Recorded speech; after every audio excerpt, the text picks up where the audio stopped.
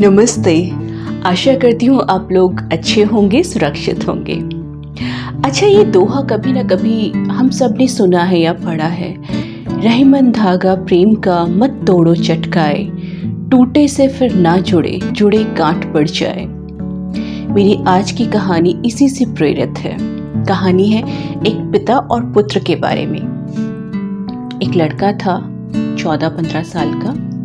उसे बहुत गुस्सा आता था और जब भी उसे गुस्सा आता था, जब भी वो अपना आपा खोता था, तो कई बार जाने अनजाने बहुत से अपशब्द बोल दिया करता था अपने दोस्तों को, अपने परिवार वालों को, अपने मित्रों को। उसके माता पिता उसकी इस आदत से बहुत परेशान थे। उन्होंने उसे समझाने की बहुत कोशिश की कि जब भी गुस्सा आए हमेशा अपने आप को कंट्रोल में रखना चाहिए, लेकिन उसे अपने माता पिता की बात समझ में नहीं आई। तो एक बार उसके पिता ने उसे एक लकड़ी का बोर्ड दिया और कहा कि आगे से आपको जब भी गुस्सा आएगा आप इस बोर्ड में कील ठोक देना और कोशिश करना कि आप अपशब्द ना बोलो किसी को। तो जब भी उस लड़के को गुस्सा आता था वो जाता और बोर्ड में जाके कील ठोक देता। करते करते करते आखिरकार उस बोर्ड में 37 नेल्स उसने गाड़ दी। अब इस दौरान वो क्या करता था, जब भी उसे गुस्सा आता था तो गुस्सा करने के बजाय, कुछ बुरा बोलने के बजाय जाके कील उस बोर्ड में ठोक देता था। धीरे धीरे करके उसे आदत पड़ गई अपने गुस्से को कंट्रोल करने की। वो अपना गुस्सा कंट्रोल करना सीख गया। अब जब वो अपना गुस्सा कंट्रोल करना सीख गया तो उसके पिता ने कहा कि अब जब भी ऐसी सिचुएशन आए कि जब आपको गुस्सा आ रहा है लेकिन आप गुस्सा नहीं कर रहे हो, शांत रह पा रहे हो, तो जाके एक कील निकाल देना।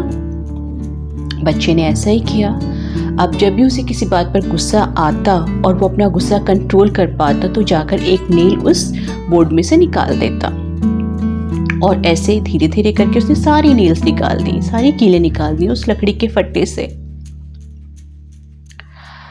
अब जब सारी कीलें निकल गईं तो उसके पिता ने कहा कि बेटा जाओ, वो लकड़ी का बोर्ड मेरे पास लेकर आओ।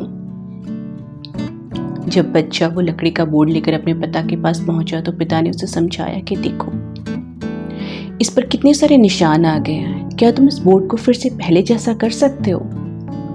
तो बच्चे ने कहा नहीं, ये तो पॉसिबल नहीं है। ऑल्दो मैं गुस्सा कंट्रोल करना सीख गया हूं, लेकिन ये बोर्ड पहले के जैसा बिल्कुल भी नहीं हो सकता। यही हमारे जीवन में भी होता है। जब भी हमें गुस्सा आता है और हम लोगों को अपशब्द बोलते हैं, गुस्सा करते हैं, जो मन में आता है बस वही बोल देते हैं। उसके बाद हो सकता है हम माफ़ी मांग लें, पश्चाताप कर लें, बहुत पछतावा हो हमें जो भी हमने कहा वो बोलने का, लेकिन अनफॉर्चुनेटली हम अपने शब्द वापस नहीं ले सकते। वो रह जाते हैं मन में कहीं ना कहीं, और कितने में मजबूत रिश्ते क्यों ना हो, कहीं ना कहीं उनमें गांठ रह जाती है। वो फिर से पहले जैसे नहीं हो पाते हैं। तो जहाँ तक हो सके हमें कोशिश करनी चाहिए कि जब हम गुस्से में हों तो कोशिश करें कि शांत रहें, किसी से कुछ ना कहें, बिकॉज अपशब्द बोलने से बेहतर है कि हम शांत रहें। जब कभी ये एक्सपेरिमेंट करके देखिएगा आप कि जब आपको बहुत ज़्यादा गुस्सा आ रहा हो तो गहरी सांस लीजिए और रिवर्स ऑर्डर में काउंटिंग कीजिए 10 से लेके 0 तक, और आप देखेंगे कि आपका गुस्सा अगर शांत नहीं हुआ है तो कम डेफिनेटली हो जाएगा। आपने अक्सर सुना होगा कम्युनिकेशन वर्कशॉप्स में भी, जो नॉर्मली होते हैं डिफरेंट कॉर्पोरेट हाउसेस में, कि जब भी आपको गुस्सा आता है तो आप कोई मेल का जवाब ना दें। अगर किसी मेल को पढ़ के बहुत गुस्सा आ गया तो पहले पढ़ें, शांत हो जाए, वहाँ से हट जाएं, और जब आप शांत हो जाएं तब जाके उसका जवाब लिखें। और कहीं ना कहीं ये बहुत इम्पॉर्टेंट है हम सब के लिए प्रैक्टिस करना, अपनी फैमिली मेम्बर्स के साथ, दोस्तों के साथ, कलीग्स के साथ, बिकॉज द फैक्ट इज कि हमने जो भी बोला है वो वर्ड्स परमानेंट हो जाते हैं and they create permanent scars on somebody's heart. तो कोशिश कीजिए कि गुस्से में कभी किसी को कुछ ना कहें जहाँ तक संभव हो। आप जो भी कहना चाहते हैं डिसएग्रीमेंट हो सकते हैं, डिफरेंस ऑफ ओपिनियन हो सकते हैं, बट उसकी वजह से हम किसी को ऐसी कोई बात ना बोले जो हम खुद नहीं सुनना चाहते, है ना।